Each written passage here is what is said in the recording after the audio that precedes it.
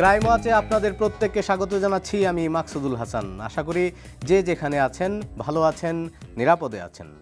সুমি আক্তার ষষ্ঠ শ্রেণীর ছাত্রী, বয়স কতই বা হবে। এই কিশোরী মেয়েকে জোরপূর্বক বিয়ে করল একাদশ শ্রেণীতে পড়ুয়া আরেক ছাত্র। সামাজিকতা আর লোকলজ্জার ভয়ে সেই বিয়ে মেনেও নিল সুমির পরিবার। তবে 11 মাসেই বিষে উঠল সুমির জীবন। যে প্রেমিকরূপী স্বামী সুমিকে জোর করে বিয়ে করল তার ঘরেই লাশ হলো সে। কিন্তু কেন? নারায়ণগঞ্জের রূপগঞ্জ ঘুরে ক্রাইম ওয়াচের এবারের পর্বে তারই অনুসন্ধান করেছেন আমাদের বিশেষ প্রতিনিধি শফিক শাহিন।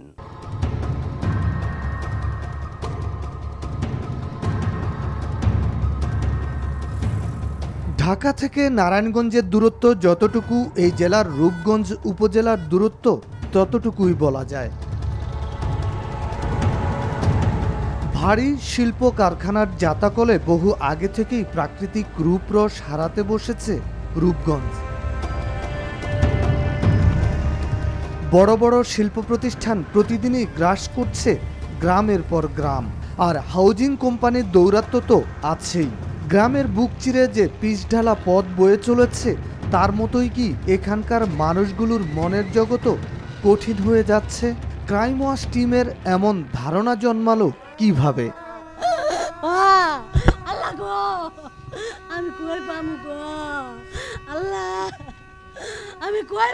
এই দৃশ্য গেল 17 জুনের। এমন আর্তনাদ শুধু জন্মদাত্রী মায়ের বুক থেকেই বের হতে পারে। আমার মায়ের আমি জামা কাপড় দিয়ে গেছি, কালকা টেয়া দিয়ে গেছি, ব্যাগ ভরে ইফতারি দিয়ে গেছি। 10 মিনিট বাদ গিয়া উনি আমার মায়া বেলা কারেন্টে বাজছে, আমার মায়া কারেন্টে বাজে নাই, আমার মায়েরা বাজিতে মারছে। খালেদা বেগমের প্রথম নারী ছেঁড়া ধন তাকে ছেড়ে চলে গেছে। কিশোরী বয়সের মেয়েকে হারানোর শোক বইবেন কিভাবে? তাই তো তার আকুতি, যারা তার বুক খালি করেছে তাদের যেন বিচার হয়। রূপগঞ্জ থানার ভারপ্রাপ্ত কর্মকর্তা ইসমাইল হোসেন কথা বলেন সন্তান হারানো মায়ের সাথে।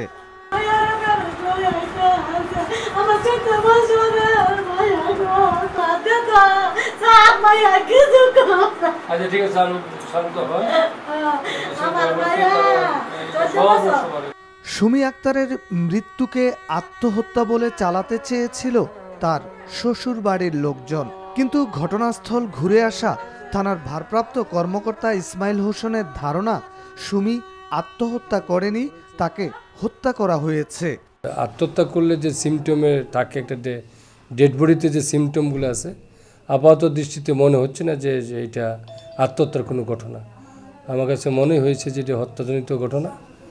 এটা তাকে সম্ভবত শ্বাসরুদ্ধ করে হত্যা করতে পারে বলে আমার ধারণা। সুমিকে হত্যার অভিযোগে তার স্বামী জুয়েলকে গ্রেপ্তার করে রূপগঞ্জ থানা পুলিশ। তবে পালিয়ে যায় সুমির শ্বশুর মারফত আলী, শাশুড়ি মিনারা বেগম এবং ভাসুর সোহেল মিয়া। শ্বশুরবাড়ির দাবি অনুযায়ী সুমি যদি আত্মহত্যা করে থাকে তাহলে তাকে এমন নিষ্ঠুর কাজে ঠেলে দিল কে? আর যদি সুমি আত্মহত্যা করে না থাকে তাহলে তাকে হত্যা করল কে? এমন প্রশ্নের অনুসন্ধানে ক্রাইম ওয়াচ টিম সুমির শ্বশুরবাড়ি ইছাখালী গ্রামে। সুমির শ্বশুর ও ভাসুরের আলাদা দুটি টিনের ঘর। শ্বশুরের ঘরের সামনে অতিরিক্ত টিন দিয়ে যে বারান্দার মতো তৈরি করা হয়েছে তাতেই থাকত সুমি ও জুয়েল। সুমির ঘরটি এতই ছোট আর নিচু যে সেখানে মাথা উঁচু করে তার ঘরে প্রবেশ করা দায়। সেখানে 5 ফুট 2 ইঞ্চি লম্বা সুমির পক্ষে গলায় ওড়না পেঁচিয়ে ফাঁস লাগিয়ে আত্মহত্যা করা কি করে সম্ভব? শুধু কি তাই, ওই নিচু ঘরের ভেতরে আছে সুমির বাবার দেয়া খাট। এত কম উঁচুতে কি করে আত্মহত্যা করলো সুমি? ক্রাইম ওয়াচ টিম এবার মুখোমুখি সুমির চাচি শাশুড়িদের। কি বলেন পাশের ঘরের এই বাসিন্দারা? তার মানে গলায় ফাঁস লাগাইছে এরকম কোনো? গলায় ফাঁস এমন হয় না। সিয়ারটা যে শুনছি সিয়ারটা শুনে দুই হার মায়ার ফেরা সিয়ার দিছি সিয়ারটা শুনে গিয়ে দেখছি লাস্টে অর্ধেক নামাজ অর্ধেক খাটো। সুমির চাচাতো দেবর সাইফুলেরও বিশ্বাস কোনোভাবেই জুয়েল হত্যা করতে পারে না সুমিকে। তাহলে সুমিকে হত্যা করলো কে? তোরা আমার বাড়ির বউ যদি অন্য কেউ মেরেতে ছেলে মারেনি,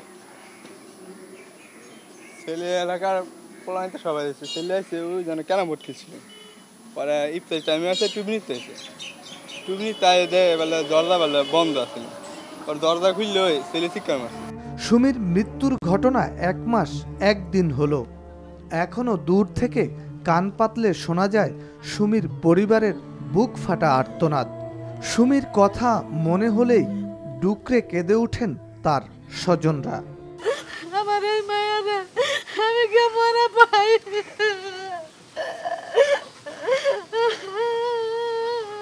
এমনই এক আবেগঘন পরিবেশে সুমিদের বাড়িতে ক্রাইম ওয়াচ টিম। পরিবার জানায় মাঝিনা মাদ্রাসায় 6ষ্ঠ শ্রেণীতে পড়তো সুমি আক্তার। এই ছোট্ট সুমির দিকেই নজর পড়ে পাশের ইচ্ছাখালী গ্রামের জুয়েলের। মাদ্রাসায় আসা যাওয়ার পথে সুমিকে উত্ত্যক্ত করত জুয়েল। বছরখানেক আগে মাদ্রাসা থেকে ফেরার পথে সুমিকে জোর করে তুলে নিয়ে যায় জুয়েল। প্রাপ্ত বয়স্কা হওয়ার আগেই সুমিকে বিয়ে করে সে। সামাজিকতার কারণে সেই বিয়ে মেনে নেয় সুমির পরিবার। ক্লাস 6-এ পড়ছে, 6-এ পড়ছে মতো নই আমার মাইয়ারাই তুইলা নিছে গা, তুইলা নিয়ে বিয়া পড়াইছে। বিয়া পড়াইয়া এই হেরাই গেলে অত্যাচার গেলে আমার মাইয়ারে করতেছে। আমার মায়ের অনেক অত্যাচার করছে, অনেক অত্যাচার করে মারছে। তুলে গেলে এটা দেখা যায় যে আরো খারাপ হইব। একটা কাবিন নামা করে করে গেলেন কইরা ওই একটা করে দিয়ে দিছে। দেওয়ার পরে এই পর্যন্ত যতদিন করলো টাকা চাইলে যাই আমি করি ওর মার লগে, ওর মায়ের যতটুকু পারছে দিছে, প্রায় 70-80 হাজার টাকা দিছে।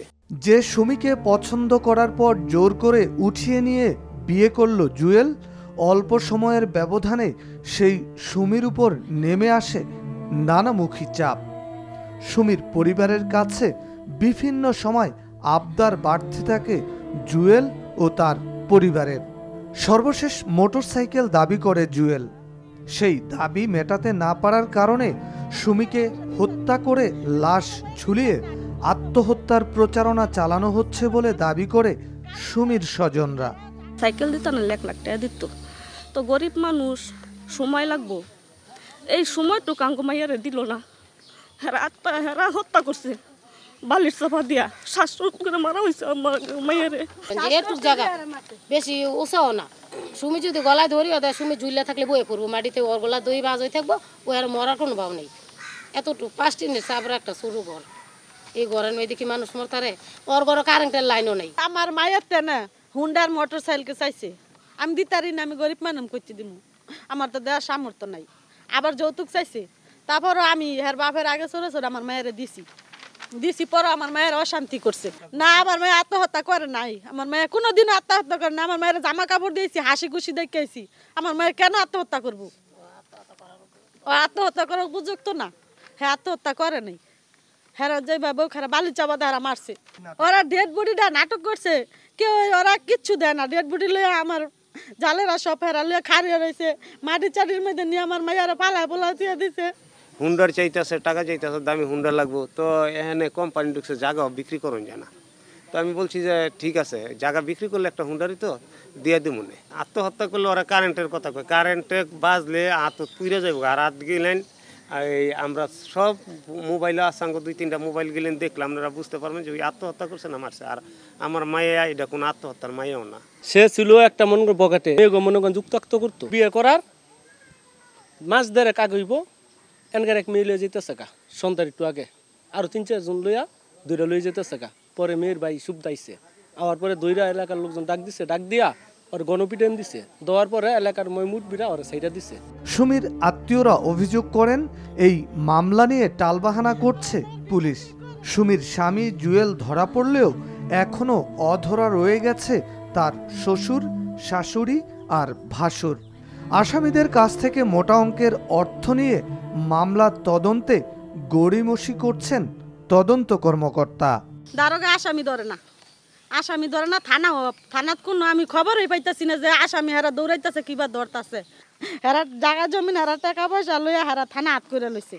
থানাতে না কোনো পুলিশে গিয়া কোনো আসামি খুঁজও না, হেরা আসামি ধরও না। তাহলে আসামি হেরা কইতে না পাইব? থানাত বৈশা বৈশা আসামি পাইব? হেরা আসামি ধরে না, হেরা ঘুষ খাইয়া লইছে, ঘুষ খাইয়া লইছে টাকা। এই দারগায় অনেক এখানে করতেছে, কারসিফি করতেছে, কয় নন্দেরা হয় নাই, বয়স নেই, বয়স হইয়া গেছে প্রায় জামের বয়স 21-22 হইলে তোর বয়স প্রায় 18-19 হয়।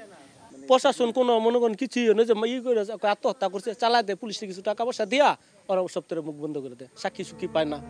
সুমির মৃত্যুর ঘটনার মাস পেরিয়ে গেছে, এখনো পোস্টমর্টেম রিপোর্ট হাতে পায়নি পুলিশ। মামলার বিষয়ে জানতে সুমির পরিবারকে ডেকে পাঠান পুলিশ সুপার। এসপি সাহেব বললো তো মামলার কাগজটা আমি দেখি, তো ওনায় দেখা মামলার কাগজ দেখা বললো যে এটা তো 11 ক মার্ডার, তো এটা তো আত্মহত্যার নাই, তো এটা তো হত্যা করা হয়েছে। কে বললো এটা? এটা বলছে এসপি সাহেব। তারপর আমাদের সান্ত্বনা দিল যে পোস্টমর্টম রিপোর্টটা আসুক, আসার পরে এটা দেখা যায় আমি একটা কিছু করব। ক্রাইম ওয়াচ টিমের কাছে পুলিশ সুপার জানিয়েছেন পলাতক আসামিদের ধরার চেষ্টা চলছে। স্বল্প সময়ের মধ্যেই এই মামলার আসামিদের বিরুদ্ধে অভিযোগপত্র দেয়া হবে। সুমির মার সাথে আমি নিজে ব্যক্তিগতভাবে কথা বলেছি এবং ওনাকে আশ্বস্ত করা হয়েছে যে যা যা যে আইনগত ব্যবস্থা গ্রহণ করা দরকার সেটা আমরা গ্রহণ করব।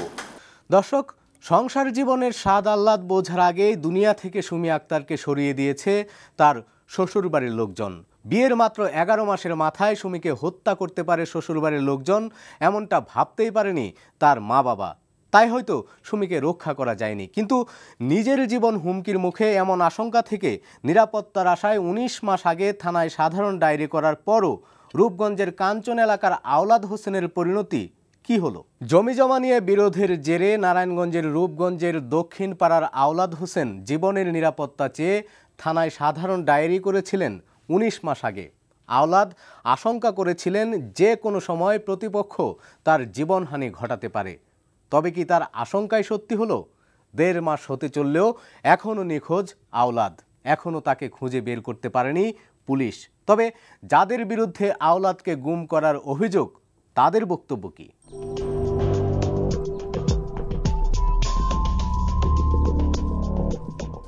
নারায়ণগঞ্জের রূপগঞ্জের হাটাবো এলাকার শিউলি আক্তারকে নিজের পছন্দ মতো বিয়ে করেন একই থানার গন্ধর্বপুর সাইনবোর্ড এলাকার হোসেন আলীর ছেলে আওলাদ হোসেন। পরিবারের অমতে বিয়ে করার কারণে এই বিয়ে মেনে নেয়নি আওলাদের পরিবার। বিয়ের বয়স 11 বছর পেরিয়ে গেলেও স্ত্রী আর 2 সন্তানকে হাটাবো শ্বশুর বাড়িতেই রাখতেন আওলাদ।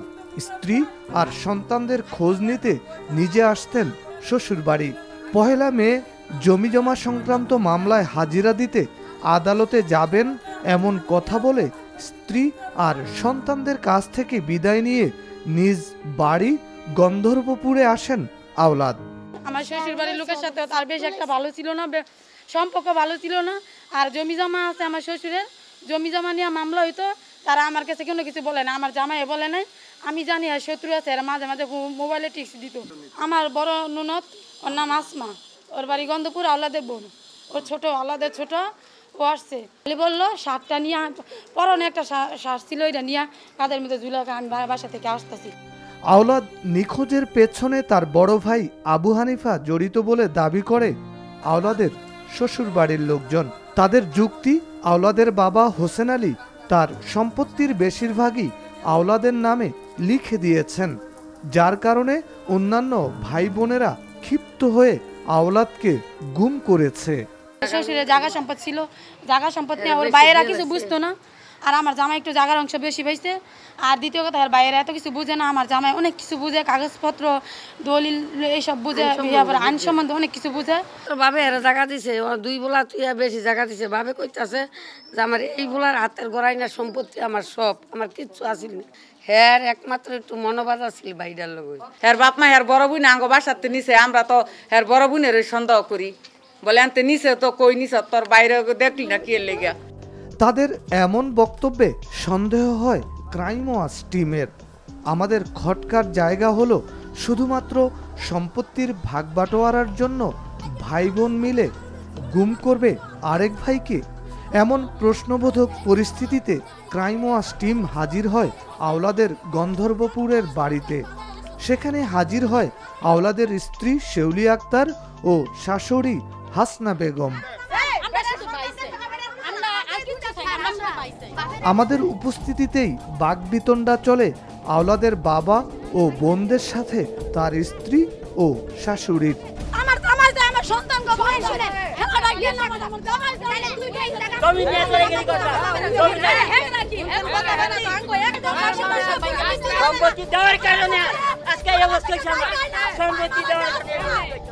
আমরা বোঝার চেষ্টা করি আসলে আওলাদ নিখোঁজের পেছনের কারণ কি। বিয়ের 11 বছরেও শ্বশুর বাড়ির স্বীকৃতি না পাওয়ায় হয়তো ভাসুর আর ননদদের বিরুদ্ধে স্বামীকে গুমের অভিযোগ আনছেন শিউলি আক্তার ও তার মা।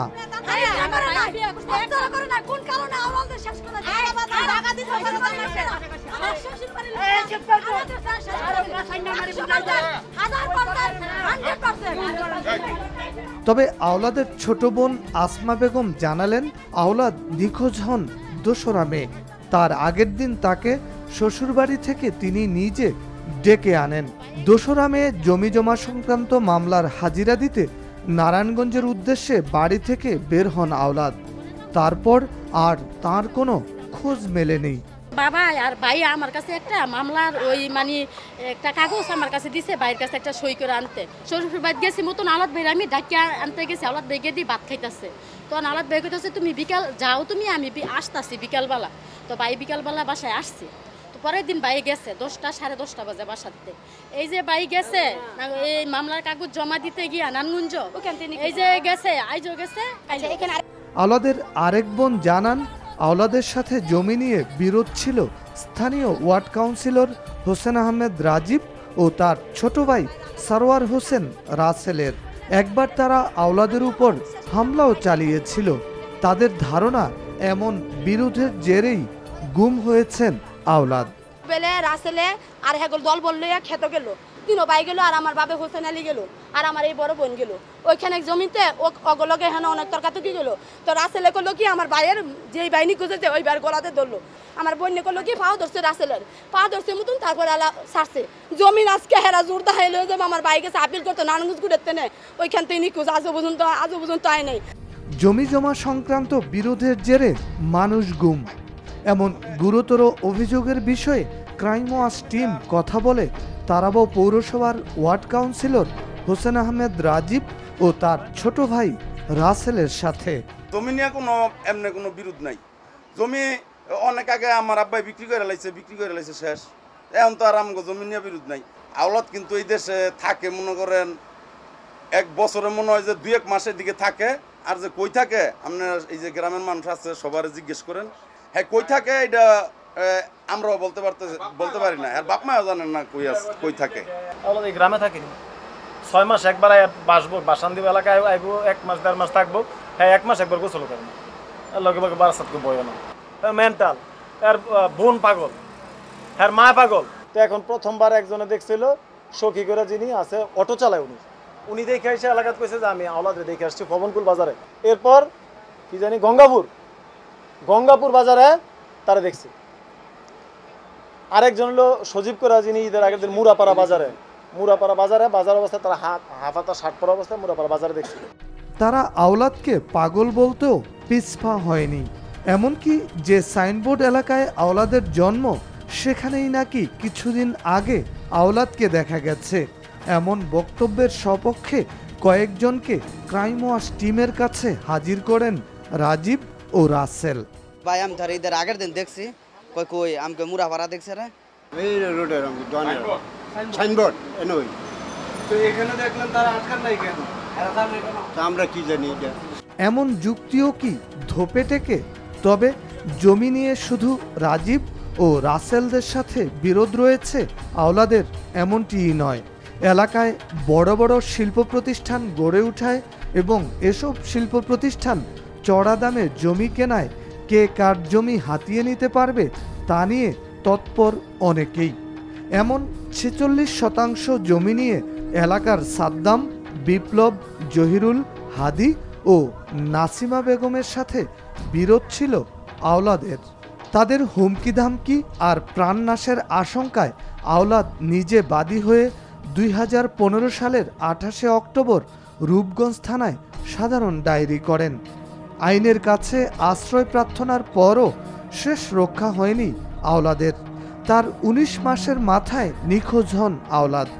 তার সন্ধান দাবিতে বড় ভাই আবু হানিফা ও স্ত্রী শিউলি আক্তার থানায় সাধারণ ডায়েরি করেছেন। 1.5 মাসেও পুলিশ আওলাদকে খুঁজে বের করতে পারেনি। থানার ওসিকে বলা হয়েছে যে এটা নিয়মিত মামলা রুজু করে তদন্তের মাধ্যমে সঠিক ঘটনা উদ্ঘাটন করার যে প্রক্রিয়া, সেই প্রচেষ্টা আরও জোরদার করে চালিয়ে যাওয়ার জন্য। এখন যেটা মনে হচ্ছে যে এটা আসলে আপনার হয়তোবা অন্য কোনো পারিবারিক বিরোধ বা সম্পত্তিগত কোনো বিরোধের কারণে এটা হয়ে থাকতে পারে, এই ধরনের একটা প্রাথমিক ধারণা আমরা করছি। তবে এটা আরও তদন্ত সাপেক্ষে বিষয়টা সুস্পষ্ট হবে এবং আমরা সেই প্রক্রিয়ার দিকে এগিয়ে যাচ্ছি। দর্শক, বলা হয়ে থাকে আত্মহত্যা মহাপাপ। সন্তান হারানো সুমি আক্তারের মা বাবাও বিশ্বাস করেন তাদের সুমি এই মহাপাপ করতে পারে না। শ্বশুর বাড়ির দেয়া এমন অপবাদ থেকে মেয়েকে মুক্তি দেওয়ার পাশাপাশি সুমিকে যারা হত্যা করেছে তাদের দ্রুত বিচারের আওতায় আনার আকুতি সিরাজ খালেদা দম্পতির। আর আওলাদের খুঁজে যেমন অপেক্ষার প্রহর গুনছেন তার মা বাবা, তেমনি অধীর আগ্রহে আছেন তার স্ত্রী আর সন্তানেরা। আইনের আশ্রয় প্রার্থী আওলাদ নিখোঁজের আগে নিরাপত্তা না পেলেও গুম হওয়া আওলাদকে উদ্ধারে এখনও কি তৎপর হবে না পুলিশ? এবার আপনার অনুসন্ধানী মনের দরজা জানালা খোলা রাখুন। আপনার আশপাশে ঘটে যাওয়া কিংবা ঘটতে পারে এমন কোনো অপরাধের কথা আমাদের জানান। আপনার পরিচয় গোপন রেখে ক্রাইম ওয়াচ টিম হাজির হবে আপনার দেখানো পথে। মুখোশ খুলব অপরাধীদের। আমাদের সাথে যোগাযোগের ঠিকানা প্রযোজক ক্রাইম ওয়াচ, এনটিভি, বিএসএসি ভবন, 7ম তলা, 102 কাজী নজরুল ইসলাম অ্যাভিনিউ, কারওয়ান বাজার, ঢাকা 1215। আমাদের ইমেল করতে পারেন crime@ntvbd.com এই ঠিকানায়। আর পুনরায় অনুষ্ঠানটি দেখতে ভিজিট করুন www.ntvbd.com। ফেসবুকে আমাদের পাবেন facebook.com/crimewatchntv। এবার বিদায় নেবার পালা। সবাই ভালো থাকুন, নিরাপদে থাকুন। অপরাধ ও তার শেষ পরিণতি জানতে দেখুন ক্রাইম ওয়াচ।